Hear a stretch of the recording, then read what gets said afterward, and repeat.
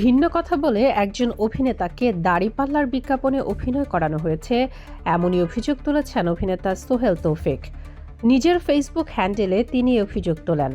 Sohel Mashrafe junior mega সিরিয়ালের বেশ পরিচিত ও জনপ্রিয় অভিনেত্রী। মুখ্য চরিত্রে অভিনয় করেছেন চলচ্চিত্রেও। তাকে একটি নির্বাচনী অ্যাপে মডেল হওয়ার চুক্তি করা হয়, কিন্তু সেটা প্রচারে এলে দেখা যায় সেটা জামায়াত ইসলামের দাড়িপাল্লার নির্বাচনী বিজ্ঞাপন। এতে ওই অভিনয় শিল্পী নিজেকে প্রতারিত মনে করেছেন। বিষয়টি নিয়ে সোহেল তৌফিক বলেন, আমি একটি সামাজিক অভিযোগ গ্রহণকারী অ্যাপের বিজ্ঞাপনে অভিনয় করার জন্য সম্মতি হয়েছিলাম,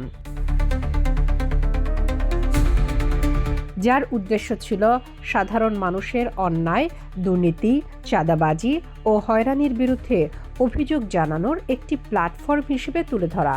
কিন্তু পরবর্তীতে আমার অজান্তে ও সম্মতি ছাড়া বিজ্ঞাপনের শেষে একটি রাজনৈতিক ভোট আহ্বান সংযুক্ত করা হয়।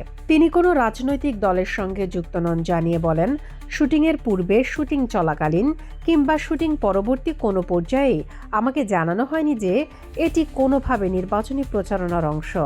এই বিষয়টি সম্পূর্ণভাবে আমার নৈতিক অবস্থান ও পেশাগত সম্মতির বাইরে। আমি স্পষ্টভাবে জানাতে চাই, আমি কোনো রাজনৈতিক দল, প্রতীক বা নির্বাচনী প্রচারণার সঙ্গে যুক্ত নই। শামীমা আক্তার, বাংলা বাজার পত্রিকা, ডিজিটাল।